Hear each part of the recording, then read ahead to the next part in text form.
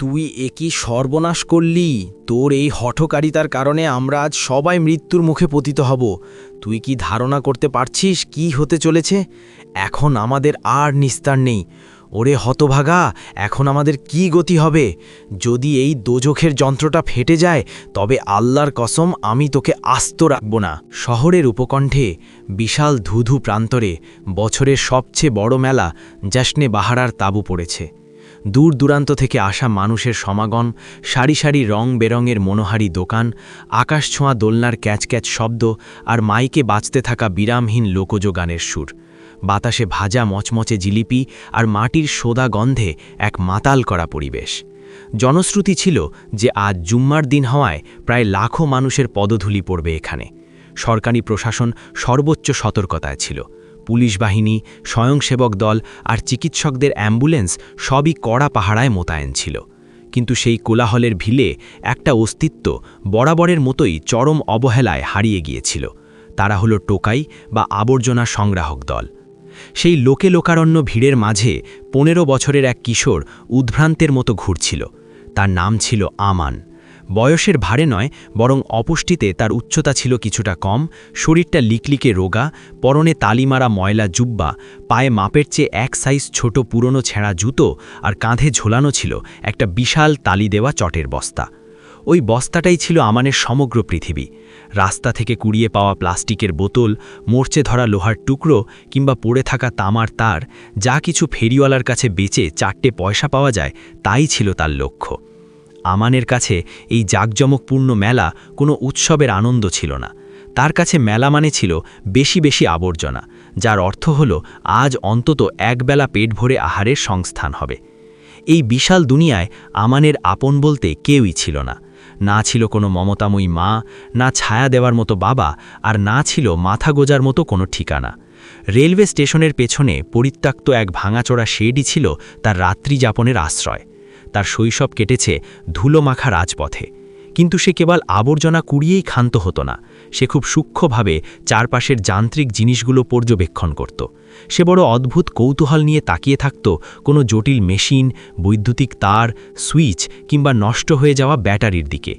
এলাকার মানুষ তাকে পাগল বলে উপহাস করত, কারণ সে রাস্তার ধারে পড়ে থাকা ভাঙা খেলনা আর নষ্ট রেডিওর যন্ত্রাংশ নিয়ে ঘণ্টার পর ঘণ্টা একা একা বিড়বিড় করত। কিন্তু গভীর সত্যটা হলো, আমান বুঝতে পারত অকেজো জিনিসগুলো কিভাবে আবার প্রাণ ফিরে পায় আর কিভাবে সেগুলো ভেঙে পড়ে। মেলা তখন তার পূর্ণ যৌবনে। দোলনায় চড়ে শিশুরা উত্তেজনায় চিৎকার করছিল, সওদাগররা হাঁকডাক দিচ্ছিল খরিদ্দার টানতে। তখনই আমানের তীক্ষ্ণ দৃষ্টি এক কোণায় গিয়ে স্থির হল। মেলার ঠিক কেন্দ্রস্থলে, যেখানে বিদ্যুতের অস্থায়ী একটি মেইন কন্ট্রোল বক্স বসানো হয়েছিল, তার ঠিক পাশেই ছিল এক বিশাল আবর্জনার স্তূপ। সাধারণত কোনো সাধারণ মানুষ দুর্গন্ধের কারণে সেখানে পা দিত না, কিন্তু আমান ঠিক সেখানেই পৌঁছে গেল, কারণ তার জহুরি চোখ সেখানে একটা মোটা তামার তারের কুণ্ডলী দেখতে পেয়েছিল।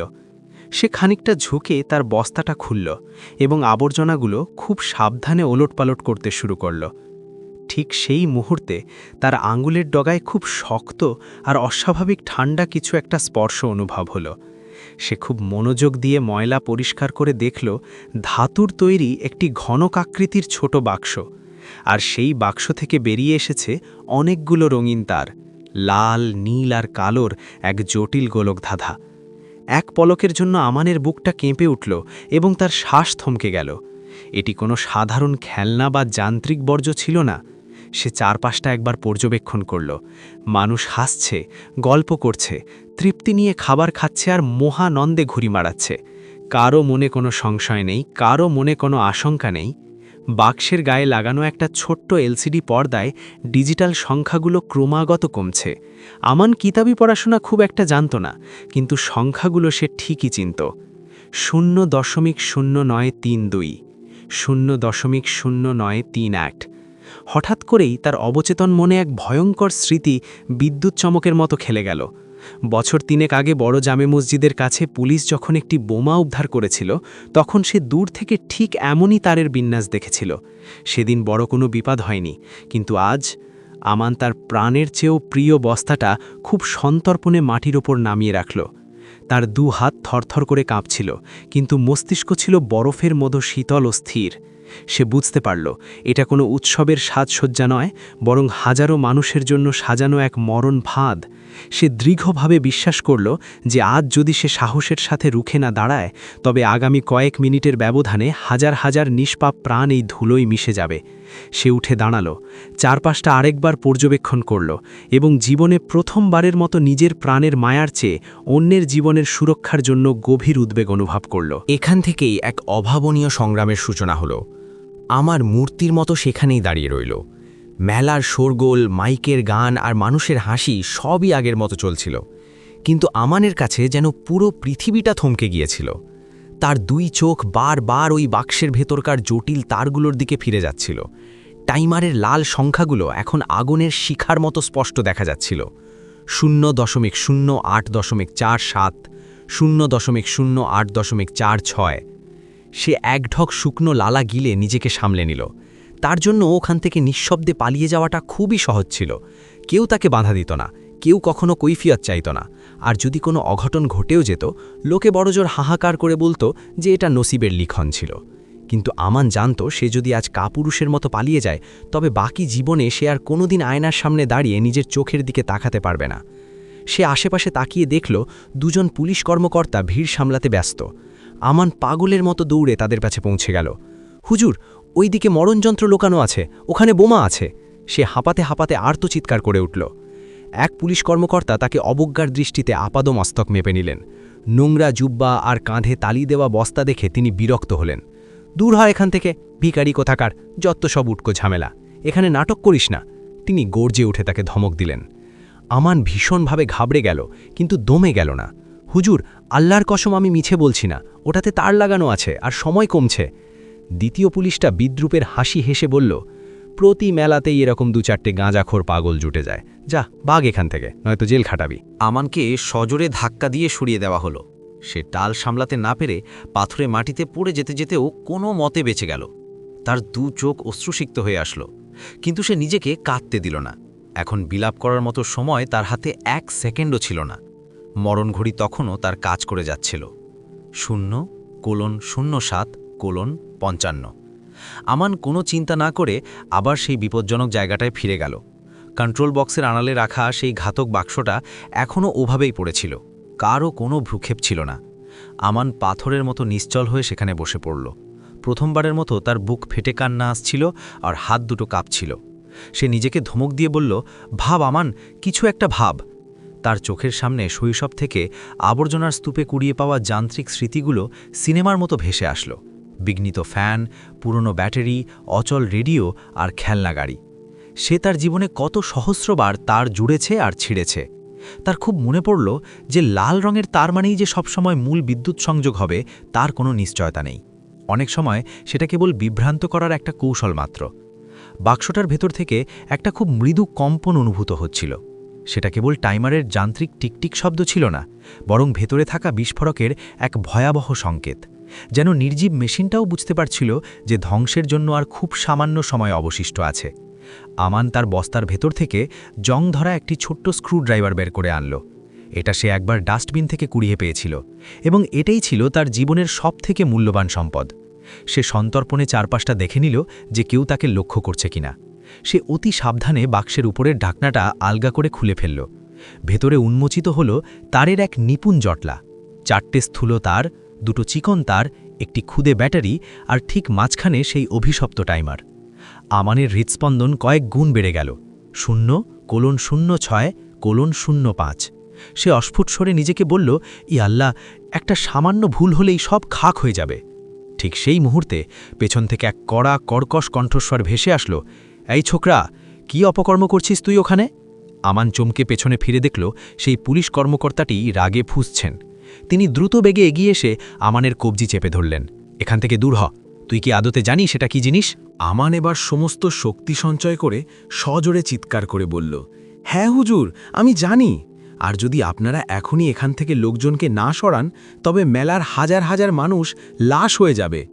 মুহূর্তের মধ্যে কৌতূহলী ভিড় জমতে শুরু করল। পুলিশের ওই কর্মকর্তাটি এক মুহূর্তের জন্য থমকে গেলেন এবং তার দৃষ্টি বাক্সের জলজলে টাইমারের ওপর গিয়ে স্থির হল। নিমেষেই তার চেহারার রং ফ্যাকাশে হয়ে গেল। তিনি কাঁপা কাঁপা হাতে রেডিও বের করলেন এবং চিৎকার করে কন্ট্রোল রুমে খবর দিলেন, বিপত্তি ঘটেছে, মেলার মাঝখানে একটি সন্দেহজনক বিস্ফোরক পাওয়া গেছে, অবিলম্বে বম্ব ডিসপোজাল স্কোয়াড পাঠান। রেডিওর ওপাশ থেকে গম্ভীর উত্তর আসলো, রাস্তায় জ্যাম, আমাদের পৌঁছতে কমপক্ষে 10 মিনিট সময় লাগবে। পুলিশ কর্মকর্তাটি অসহায় চোখে আমানের দিকে তাকালেন। আর কতক্ষণ সময় বাকি আছে রে বাবা?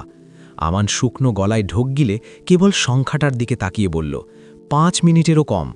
চারিদিকে আগুনের মতো আতঙ্ক ছড়িয়ে পড়ল, কিন্তু এখন নিরাপদ দূরত্বে পালানোর মতো সময়ও কারও হাতে ছিল না।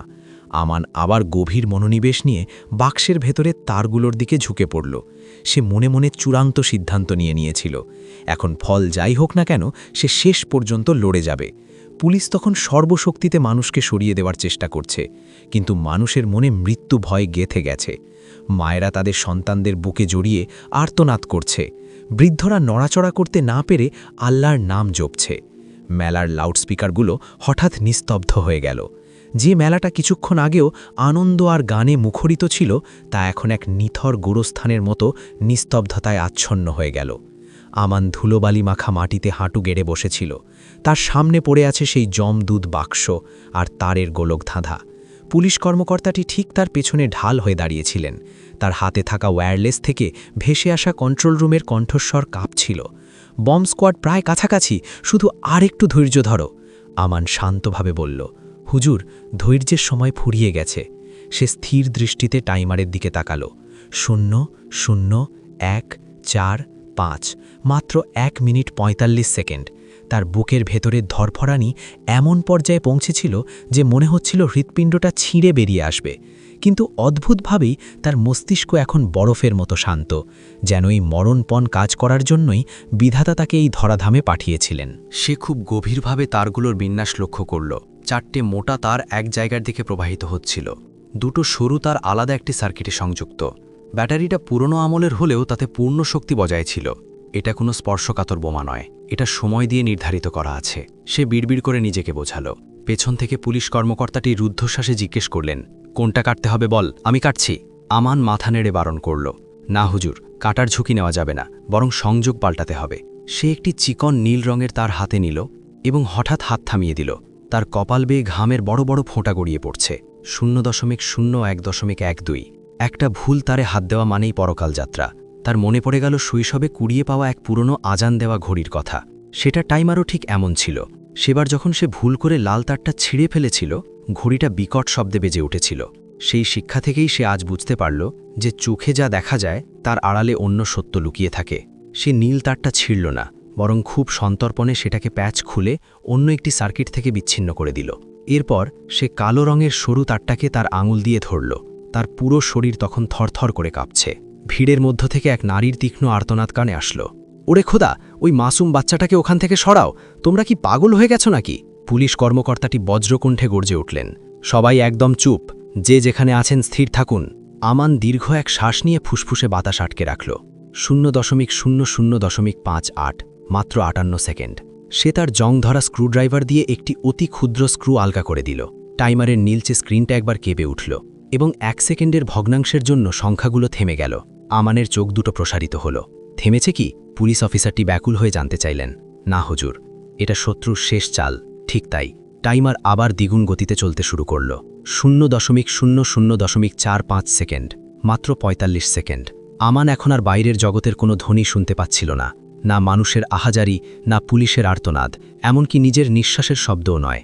তার পুরো জগৎ এখন সীমিত হয়ে গেছে ওই কয়েকটি তার আর টাইমারের সংখ্যার মাঝে। সে কালো সরু তারটাকে হালকা করে একটু টেনে ধরল এবং পরম করুণাময় আল্লাহর নাম নিয়ে এক ঝটকায় সেটাকে সংযোগহীন করে দিল। 1 সেকেন্ড, 2 সেকেন্ড, কোনো বিকট শব্দ হলো না। সে বিদ্যুৎ বেগে নীল তারটাকে ব্যাটারি থেকে বিচ্ছিন্ন করল এবং দুটো তারের মাথাকে একসাথে মুচড়ে জুড়ে দিল। 0.012 সেকেন্ড। টাইমারের উজ্জ্বল স্ক্রিনটা হঠাৎ করে চিরতরে নিভে গেল। পুরো প্রান্তরে যেন এক অলৌকিক উপায়ে প্রাণ ফিরে আসলো। কোনো মহাপ্রলয় ঘটল না, কোনো অগ্নিগিরি সৃষ্টি হল না। চারপাশে কেবল এক পবিত্র নীরবতা বিরাজ করতে লাগল। কিছুক্ষণ পর কেউ একজন ফিসফিস করে বলে উঠল, ওরে, ঘড়িটা তো থেমে গেছে। পেছনের পুলিশ কর্মকর্তাটি ধপাস করে মাটিতে হাঁটু গেড়ে বসে পড়লেন এবং অস্ফুট স্বরে বললেন, আলহামদুলিল্লাহ, আমরা সবাই বেঁচে গেলাম। আমান পাথরের মতো ওখানেই বসে রইল। তার শরীর থেকে যেন শেষ রক্তবিন্দু পর্যন্ত নিংড়ে নেওয়া হয়েছে। তার দুহাত এলিয়ে পড়ল। সে প্রথমবারের মতো আকাশের দিকে তাকাল। মেলায় আসা হাজার হাজার মানুষ স্তব্ধ হয়ে তার দিকে তাকিয়েছিল। ওই অবহেলিত কিশোরটি, যাকে কয়েক মুহূর্ত আগেও কেউ তুচ্ছজ্ঞান করছিল, আজ সে একাই সবার ত্রাতা হয়ে দাঁড়িয়েছে। বেশ কিছুক্ষণ কারো মুখে কোনো বাক্য বের হল না, যেন কারো বিশ্বাসই হচ্ছিল না যে নিশ্চিত মৃত্যুর হাত থেকে তারা ফিরে এসেছে। এরপর কোনো এক শিশুর কান্নার শব্দে নিস্তব্ধতা ভাঙল। কোনো বৃদ্ধ পরম মমতায় আকাশের দিকে হাত তুললেন এবং পরক্ষণেই পুরো মেলা প্রাঙ্গণ করতালিতে ফেটে পড়ল। আমরা বেঁচে গেছি, আল্লাহ আমাদের রক্ষা করেছেন, এই অকুতভয় ছেলেটাই আমাদের বাঁচিয়েছে। মানুষ দিকবিদিক জ্ঞানশূন্য হয়ে একে অপরকে জড়িয়ে ধরল আর আমানের দিকে ইশারা করতে লাগল। ইতিমধ্যে বম্ব স্কোয়াডের গাড়িগুলো কান ফাটা সাইরেন বাজাতে বাজাতে আর নীল আলো ছড়াতে ছড়াতে ভেতরে প্রবেশ করল। কিন্তু ততক্ষণে আশঙ্কার কালো মেঘ কেটে গেছে। আমান একইভাবে নিথর হয়ে বসে রইল। অজস্র মানুষের অভিবাদন আর হাততালির আওয়াজ তার কর্ণকুহরে পৌঁছচ্ছিল না। তার কানের ভেতরে কেবল একটা একটানা ভোঁ ভোঁ শব্দ প্রতিধ্বনিত হচ্ছিল। তার হাতের আঙুলগুলো একেবারে অবশ হয়ে গিয়েছিল। সে ধীরে ধীরে নিজের হাতের তালু দুটোর দিকে তাকাল। সেগুলো তখনও থরথর করে কাঁপছিল। একজন ঊর্ধ্বতন পুলিশ কর্মকর্তা ধীর পায়ে আমানের সামনে এসে দাঁড়ালেন। তিনি বিনম্রভাবে হাঁটু গেড়ে বসে আমানের চিবুক ধরে জিজ্ঞেস করলেন, বাবা, তোমার নাম কি? আমান উত্তর দিতে কিছুটা সময় নিল, যেন সে কোনো গভীর ঘোর থেকে জেগে উঠছে। আমান। সে অত্যন্ত ক্ষীণ স্বরে উত্তর দিল। অফিসারটি তার কাঁধে স্নেহের হাত রাখলেন এবং আর্দ্র কণ্ঠে বললেন, আজ যদি তুমি এই হিম্মত না দেখাতে, তবে এই জনপদ আজ শ্মশানে পরিণত হতো। আমান বাকরুদ্ধ হয়ে রইল। সে জীবনেও কারোর কাছে এমন সম্মানসূচক বাক্য শোনেনি। জগৎ সংসারের মানুষ সব সময় তাকে ধিক্কার দিত, তাকে অস্পৃশ্য মনে করে তাড়িয়ে দিত। আজ প্রথম কেউ তাকে যোগ্য সম্মান দিয়ে কথা বলছে। ভিড়ের মধ্য থেকে কেউ একজন উচ্চস্বরে আহ্বান জানাল, এই কিশোরকে জাতীয় বীরের সম্মান দেওয়া হোক, তাকে রাজকীয় পুরস্কার দেওয়া হোক। সংবাদ মাধ্যমের কর্মীরা ক্যামেরা আর আলো নিয়ে হুড়মুড় করে ঢুকে পড়ল। অসংখ্য মাইক্রোফোন আমানের মুখের সামনে বাড়িয়ে দেওয়া হলো। তুমি কিভাবে এই অসাধ্য সাধন করলে? তোমার বুক কি কাঁপেনি? তোমার নিবাস কোথায়? একসাথে এতগুলো মানুষের হুড়োহুড়ি দেখে আমান আতঙ্কিত হয়ে পড়ল। সে পিছু হটতে হটতে আমতা আমতা করে বলল, আমায় এখন বিদায় দিন। কিন্তু এখন তাকে চলে যেতে দেওয়া ছিল অসম্ভব। পুলিশ সদস্যরা বেষ্টনী তৈরি করে তাকে নিরাপত্তা দিয়ে ভিড় থেকে সরিয়ে নিল। তাকে একটি সুসজ্জিত চেয়ারে বসানো হলো, পানীয় দেওয়া হলো এবং কেউ একজন এক প্যাকেট দামি বিস্কুট তার হাতে গুঁজে দিল। আমান বিস্কুটটা হাতে ধরল ঠিকই, কিন্তু তার খাওয়ার কোনো প্রবৃত্তি হলো না। তার বোধশক্তি এখন ধীরে ধীরে বুঝতে পারছিল যে সে আজও বেঁচে আছে এবং হাজার হাজার মানুষও হাসি মুখে বাড়ি ফিরতে পারছে। অল্প সময় পর জেলার প্রধান প্রশাসক সেখানে উপস্থিত হলেন। তার পোশাকে আভিজাত্যের ছাপ ছিল। তিনি গম্ভীর কণ্ঠে ঘোষণা করলেন, এই অসামান্য কিশোর আমাদের সাথে যাবে, তার আনুষ্ঠানিক বয়ান গ্রহণ করা অত্যাবশ্যক। আমানকে একটি চকচকে পুলিশ ভ্যানে তোলা হলো। বাইরে সাধারণ মানুষ তখনও তার নাম ধরে স্লোগান দিচ্ছিল। কেউ ভ্যানের গায়ে হাত চাপড়ে তাকে অভিবাদন জানাচ্ছিল, আবার কেউ মোবাইলে তার ছবি তুলছিল। ভ্যানের কাঁচের জানালা দিয়ে আমান বীরের মেলার দিকে অপলক দৃষ্টিতে তাকিয়েছিল। সেই চিরচেনা মেলা, সেই দোলনা আর দোকান, সবই এক আছে, কিন্তু আমানের চোখে এখন পৃথিবীটা এক আমূল পরিবর্তনের রঙে ধরা দিচ্ছে। যেন গোটা দুনিয়া আজ তাকে প্রথমবার পূর্ণ সম্মানের সাথে প্রত্যক্ষ করল। থানায় নিয়ে গিয়ে তাকে এক গাদা প্রশ্ন করা হলো, কোথায় তার ঘরবাড়ি, কি তার বিদ্যা, এই মারণাস্ত্র নিষ্ক্রিয় করার বিদ্যা সে কোত্থেকে অর্জন করল।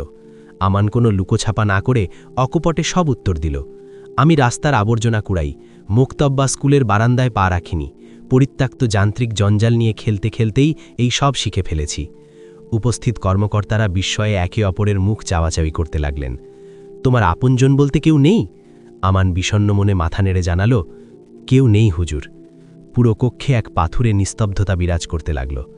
বিকেল গড়াতে না গড়াতেই সমগ্র রাজ্যে এই খবর দাবানলের মতো ছড়িয়ে পড়ল।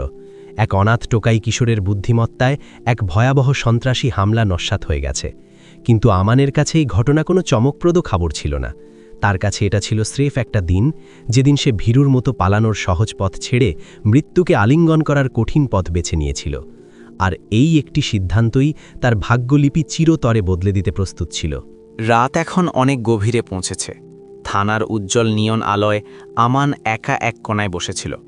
সামনের টেবিলে এক পিয়ালা চা রাখা থাকলেও তা অবহেলার কারণে একেবারে বরফ হয়ে গিয়েছিল। সে চায়ে চুমুক দেওয়ার কথা ভাবতেও পারছিল না, কারণ রাজপথের ধুলোবালিতে চা খাওয়া তার কপালে কখনো জোটেনি। হঠাৎ কক্ষের ভারী দরজাটা খুলে গেল। দুজন সুবেশধারী ব্যক্তি ভেতরে প্রবেশ করলেন। একজন ইউনিফর্ম পরা পুলিশ প্রধান, অন্যজন সাদামাটা পোশাকে থাকা এক ব্যক্তি, যার চোখে মুখে ছিল এক প্রশান্তির ছাপ। আমান, তিনি এমনভাবে তার নাম নিলেন যেন বহু বছরের পুরনো বন্ধু। আমান কৌতূহলী হয়ে মাথা তুলল। আমি রাজ্য সরকারের সচিবালয় থেকে এসেছি, সেই ব্যক্তিটি বললেন। আজ তুমি যা বীরত্ব দেখিয়েছ তা কোনো বীর গাথার চেয়ে কম নয়। আমান কোনো প্রত্যুত্তর দিল না। বড় বড় প্রশংসাসূচক শব্দের সাথে সে একেবারেই পরিচিত ছিল না। পুলিশ প্রধান একটি সরকারি ফাইল খুলে ধরলেন। তুমি এই বোমাটি কিভাবে বিকল করলে? এর পুঙ্খানুপুঙ্খ রিপোর্ট সর্বোচ্চ মহলে পাঠানো হয়েছে, এমনকি রাজধানী পর্যন্ত পৌঁছে গেছে। আমান বিনম্রভাবে কেবল একটি আর্জি জানালো, হুজুর, আমি কি এখন আমার আস্তানায় ফিরে যেতে পারি? কক্ষটি এক মুহূর্তের জন্য নিঝুম হয়ে গেল। সরকারি কর্মকর্তাটি মৃদু হেসে বললেন, না আমান, এখনই নয়। এখন আমরা তোমাকে আর ওই জরাজীর্ণ শেডে ফিরে যেতে দেব না। আমান মনে মনে প্রমাদ গুনল। তার মনে হলো কোনো অপরাধের দায় কি তার উপর চাপানো হবে। সে ভীত হয়ে দ্রুত বলে উঠল, আমি তো কোনো অন্যায় করিনি হুজুর। আমরা জানি বাবা, সেই কারণেই আমরা এখানে এসেছি। তিনি পকেট থেকে একটি সরকারি সনদ বের করলেন। সরকার তোমাকে সর্বোচ্চ রাষ্ট্রীয় বীরত্ব পদকে ভূষিত করতে চায়। সেই সাথে অনেক বড় পুরস্কারও তোমার জন্য অপেক্ষা করছে। আমান প্রথমবারের মতো তার চোখের দিকে সরাসরি তাকালো। পুরস্কার? হ্যাঁ, এর মানে হলো কাড়ি কাড়ি টাকা, উন্নত শিক্ষা আর এক নিরাপদ বিলাসপূর্ণ আবাস। কর্মকর্তাটি এক এক করে বর্ণনা করলেন। টাকা আর থাকার জায়গার মর্ম আমান বুঝতে পারল, কিন্তু শিক্ষার কথা শুনে তার মনে এক সংশয় জাগল। সে খুব কাঁচুমাচু হয়ে জিজ্ঞেস করল, হুজুর, যদি কিতাবি পড়াশোনায় আমি খুব একটা ভালো না হই, তবে কি আপনারা আমাকে তাড়িয়ে দেবেন? কর্মকর্তাটি বিন্দুমাত্র দ্বিধা না করে অত্যন্ত দৃঢ়ভাবে বললেন, তাতেও তুমি আমাদের চোখে এক অনন্য রত্ন হয়েই থাকবে, কারণ তুমি কুদরতিভাবে যা শিখেছ তা কোনো বড় বিশ্ববিদ্যালয়ের বই পড়েও শেখা সম্ভব নয়। পরদিন প্রত্যুষে আমানকে একটি রাজকীয় সরকারি জিপে তোলা হলো। সেই অবহেলিত কিশোর, যে কাল পর্যন্ত রাস্তার পাশের নর্দমার মতোই অদৃশ্য ছিল, আজ তার জন্য ট্রাফিক জ্যামও যেন স্বেচ্ছায় সরে যাচ্ছিল। মিডিয়ার লোকজন আবার মৌমাছির মতো ছেকে ধরল। ক্যামেরা, ঝকঝকে আলো আর হাজারো প্রশ্ন। আপনার অনুভূতি কেমন? আপনি তো পুরো জাতির নয়নের মণি। আমান কেবল একটি সত্য উচ্চারণ করল, আমি কোনো হিরো বা নায়ক নই। আমি কেবল এক অসহায় মুসাফির, যে বিপদের সময় পালিয়ে না গিয়ে থমকে দাঁড়িয়েছিল। সরকারের পক্ষ থেকে আড়ম্বরপূর্ণ অনুষ্ঠানের মাধ্যমে ঘোষণা করা হলো যে আমানকে রাষ্ট্রীয় বীরত্ব পদক দেওয়া হবে, তার নামে একটি স্থায়ী ট্রাস্ট গঠন করা হবে এবং আজীবন তার শিক্ষা ও উন্নত জীবনযাপনের সম্পূর্ণ দায়ভার রাষ্ট্র বহন করবে। গোটা রাজ্যের মানুষ আনন্দে উল্লসিত ছিল। সর্বত্র তার জয়ধ্বনি শোনা যাচ্ছিল, কিন্তু আমানের অবুঝ মনে কেবল একটি সংশয় বারবার উকি দিচ্ছিল। খবরের কাগজগুলো যখন পুরনো হয়ে ডাস্টবিনে যাবে, তখনও কি কেউ আমার মতো অনাথ শিশুদের আর্জি শুনবে? সেই বিকেলে তাকে একটি অভিজাত শিশু নিকেতনে স্থানান্তরিত করা হলো। শুভ্র বিছানা, সুস্বাদু খাবার আর পশমি পোশাক। আমান প্রথমবারের মতো আয়নার সামনে দাঁড়িয়ে নিজেকে ভালো করে নিরীক্ষণ করল। চেহারাটা সেই একই ময়লাটে থেকে গেছে, কিন্তু তার চোখের দৃষ্টি আজ বহুগুণ উজ্জ্বল। সে জানলা দিয়ে প্রসারিত আকাশের দিকে তাকালো। সেই ধুলো মাখা রাস্তা আর আবর্জনার স্তূপ এখনও ওভাবেই পড়ে আছে, কিন্তু আমানের জন্য আজ এক নতুন দিগন্ত উন্মোচিত হয়েছে। আর এই নতুন পথটা শুধু তার একার জন্য ছিল না। শিশুনিকেতনের সেই প্রথম রাত্রিটি আমানের জন্য ছিল বড়ই অদ্ভুত ও বিস্ময়কর। শয্যাটি তুলোর মতো নরম ছিল, কিন্তু এক অজানা অস্থিরতায় তার চোখে ঘুম আসছিল না। বাইরে রাজপথের সেই পরিচিত আর্তনাদ বা কোলাহল ছিল না, না কোনো গাড়ির কর্কশ হর্ন, না কারো অকথ্য গালিগালাজ, আর না কারো অবহেলার ধাক্কা। এই অতি নিস্তব্ধতা তার কাছে এক রহস্যময় ভয়ের উদ্রেক করছিল। সে বিছানায় এপাশ ওপাশ করতে লাগল, তার মগজে সেই একটি প্রশ্ন ঘুরপাক খাচ্ছিল, এই বিলাসিতার যত্ন কি আসলেই আমার মতো একজন টোকাইয়ের প্রাপ্য? পরদিন সুবেই সাদিকের সময় তাকে খুব আদরে জাগিয়ে তোলা হলো। পবিত্র স্নানের জন্য কুসুম কুসুম গরম জল, আর পরার জন্য ধবধবে সাদা নতুন পোশাক। গৃহকর্ত্রী অত্যন্ত মমতার সাথে বললেন, আমান বাবা, তৈরি হয়ে নাও। কারো মুখে নিজের নাম ধরে এমন মমতাময়ী আহ্বান শোনাটা আমানের জীবনে এক পরম প্রাপ্তি ছিল। তাকে একটি সুসজ্জিত কক্ষে নিয়ে যাওয়া হলো। সেখানে ৩ জন উচ্চপদস্থ ব্যক্তিত্ব আসীন ছিলেন, একজন মহীয়সী নারী আর 2 জন পুরুষ। তাদের সামনে অনেক নথপত্র সাজানো ছিল। সেই নারীটি স্নিগ্ধ হেসে জিজ্ঞেস করলেন, আমান, তুমি ভবিষ্যতে কি হতে চাও? আমান দীর্ঘক্ষণ নিরুত্তর হয়ে রইল। সে তো কোনোদিন হওয়ার কথা কল্পনাও করেনি। তার সংগ্রাম তো ছিল স্রেফ প্রতিদিন শ্বাস নিয়ে বেঁচে থাকার।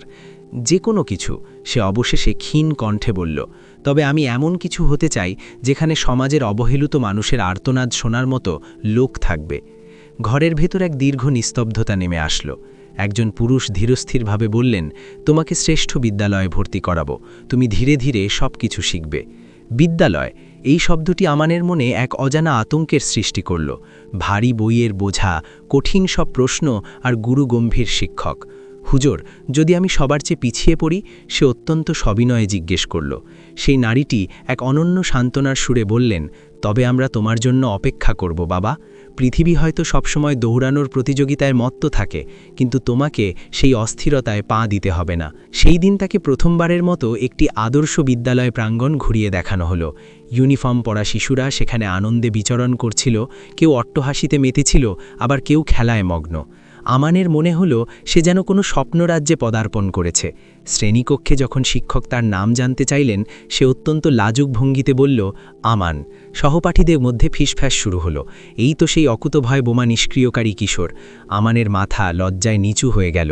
সে কখনো খ্যাতি বা আকর্ষণের কেন্দ্রবিন্দু হতে চায়নি, সে শুধু অন্ধকার থেকে আলোর পথে হাঁটতে চেয়েছিল। ক্লাসের বিরতিতে সে একা এক কোণায় নির্জনে বসেছিল। একটি সমবয়সী বালক তার কাছে এসে দাঁড়াল। আমান, তুই কি সত্যি যমদূতকেও ভয় পাস না? আমান অত্যন্ত সততার সাথে উত্তর দিল, আমি তোকে সত্যি বলছি ভাই, আমি প্রচণ্ড ভয় পাই। বালকটি হো হো করে হেসে উঠল, তবুও তো তুই বুক চিতিয়ে লড়েছিলি। আমান মাথা নেড়ে সায় দিল, কারণ আমি জানতাম যদি সেদিন আমি লড়াই না করতাম, তবে ভয়টা আজ পাহাড়ের মতো বড় হয়ে আমাদের সবাইকে চাপা দিত। সন্ধ্যাবেলা টেলিভিশনের পর্দায় আবার তার চিত্র ভেসে আসলো। সমগ্র দেশের মানুষ তার সাহসিকতার স্তুতি গাইছিল। তবে কিছু বিশ্লেষক আবার প্রশ্ন তুলছিলেন, কেন একটি নাবালক শিশুকে এমন জীবনমরণ ঝুঁকির মুখে ঠেলে দেওয়া হলো? প্রশাসনের সুরক্ষা ব্যবস্থা কেন এত ভঙ্গুর ছিল? আমান বিরক্ত হয়ে টেলিভিশনটি বন্ধ করে দিল। সে ব্যালকনিতে দাঁড়িয়ে নক্ষত্রখচিত আকাশ দেখতে লাগল। আকাশের নক্ষত্রগুলো আগের মতোই উজ্জ্বল ছিল, কিন্তু আমানের ভেতরের জগৎটা আজ সমূলে বদলে গেছে। সে আজ পরিষ্কার বুঝতে পারছে যে রাষ্ট্রীয় পুরস্কার, মেডেল কিংবা দামি পোশাক এগুলো সবই বাহ্যিক আবরণ। আসল সংগ্রাম হলো তখন যখন খবরের কাগজের শিরোনাম থেকে তার নাম হারিয়ে যাবে। তখনও কি সমাজ তার মতো বঞ্চিত শিশুদের কথা মনে রাখবে? এই কঠিন প্রশ্নটাই তাকে আগামী দিনের এক নতুন সংকল্পের দিকে ধাবিত করছিল।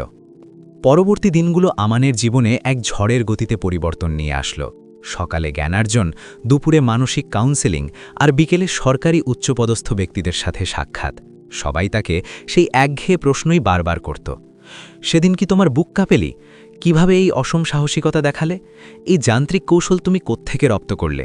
আমান বিরামহীনভাবে উত্তর দিয়ে যেত, কিন্তু তার অন্তরে এক গভীর বিষাদ দানা বাঁধছিল।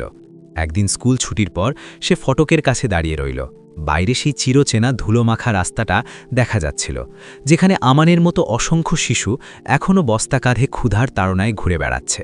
কারো মনে তাদের জন্য এক ফোঁটা সহানুভূতি নেই। সেই রাতে সে তার কাউন্সিলরের চোখে চোখ রেখে প্রথমবারের মতো এক হৃদয় বিদারক প্রশ্ন করল, ম্যাডাম, যদি সেই জুম্মার দিনে আমি দুর্ঘটনাক্রমে ওখানে উপস্থিত না থাকতাম, তবে কি ভয়ানক পরিণতি হতো? কাউন্সিলর মহোদয়া মুহূর্তের জন্য বাকরুদ্ধ হয়ে রইলেন।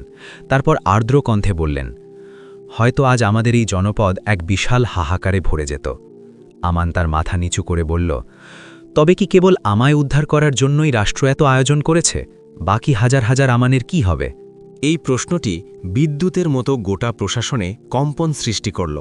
আমান আর কোনো কৃত্রিম ভাষণ বা মিডিয়া সাক্ষাৎকার দিতে চাইল না। সে সরকারি জাঁকজমক থেকে নিজেকে গুটিয়ে নিল। সবাই হতভাগ হয়ে গিয়েছিল। একজন দায়িত্বশীল কর্মকর্তা বেশ কড়া স্বরে বললেন, আমান, তোমার বোঝা উচিত যে এই সোনার হরিণ সুযোগ সবার ভাগ্যে জোটে না। আমান অত্যন্ত শান্ত ও ধীরস্থির কণ্ঠে উত্তর দিল, হুজুর, সুযোগ আমি কুড়িয়ে পাইনি। আমি তো সেখানে ছিলাম বলেই আমার প্রাণের বিনিময়ে তাদের রক্ষা করেছি। এটা আমার নসিব ছিল। ইমরানের এই গভীর দর্শন রাষ্ট্রযন্ত্রের উচ্চমহল পর্যন্ত পৌঁছে গেল। কয়েক সপ্তাহ পর এক উচ্চ পর্যায়ের নীতি নির্ধারণী সভা অনুষ্ঠিত হল। সেখানে আমানকেও আমন্ত্রণ জানানো হল। আমান, তুমি আসলে এই সমাজের কাছে কী চাও? একজন প্রভাবশালী ব্যক্তি জিজ্ঞেস করলেন। আমান সেই সুসজ্জিত সভার চারপাশটা একবার দেখে নিল। সে দৃঢ় কণ্ঠে বলল, আমি চাই যখনই কোথাও কোনো বড় আয়োজন হবে, সেখানে শুধু বন্দুকধারী পুলিশ থাকবে না, সেখানে ওই অবহেলিত শিশুদেরও মূল্যায়ন করা হবে, যারা মাটির কাছাকাছি থেকে সমাজের প্রতিটি ছিদ্রপথ পর্যবেক্ষণ করে। তাদের যেন জঞ্জাল মনে করে তাড়িয়ে দেওয়া না হয়। সভাকক্ষে এক বিস্ময়কর স্তব্ধতা নেমে আসলো। কেউ একজন মৃদু স্বরে বললেন, এটা কি বাস্তবে সম্ভব? আমান অত্যন্ত তপ্ত কণ্ঠে বলল, বাস্তব ওটাই হুজুর, যা সেদিন হাজারো মানুষের জীবন রক্ষা করতে সক্ষম হয়েছিল। প্রথমবারের মতো রাষ্ট্রের বড় বড় কর্তা ব্যক্তিদের কাছে কোনো উত্তর ছিল না। এরপর আমানের প্রস্তাব অনুযায়ী এক যুগান্তকারী প্রকল্প গ্রহণ করা হলো। বড় বড় স্টেশন, মেলা আর জনাকীর্ণ স্থানে স্থানীয় সুবিধাবঞ্চিত শিশুদের তাড়িয়ে না দিয়ে বরং তাদের কমিউনিটি সেফটি ভলেন্টিয়ার হিসেবে মর্যাদা দেওয়া হলো। আমার নিজে সেই প্রকল্পের অংশ হলো না। সে নিভৃতে নিজের জ্ঞানার্জন চালিয়ে যেতে লাগল। তবে প্রথমবারের মতো তার অন্তরে এক অনাবিল প্রশান্তি অনুভূত হলো। সে বুঝতে পারল তার এই জীবনযুদ্ধের কাহিনী কেবল একটি বোমা নিষ্ক্রিয় করার নয়, বরং এটি ছিল এক নতুন সমাজ সংস্কারের শুভ সূচনা। যদি আমানের এই অকুতভয় সাহসিকতার উপাখ্যান আপনাদের হৃদয় স্পর্শ করে থাকে, তাহলে অবশ্যই একটি লাইক দিয়ে আমাদের উৎসাহিত করবেন। এমনই শিক্ষণীয় এবং অনুপ্রেরণামূলক কাহিনীর জন্য আমাদের সাথে যুক্ত থাকুন। এই ভিডিওটি বা কাহিনীটি শেয়ার করতে ভুলবেন না, যাতে আমাদের সমাজের অবহেলিত আমানদের প্রতি মানুষের দৃষ্টিভঙ্গি বদলায়। কমেন্টে অবশ্যই জানাবেন আপনারা কোন প্রান্ত থেকে এই কাহিনীটি পড়ছেন। আপনাদের প্রতিটি মন্তব্য আমাদের আগামী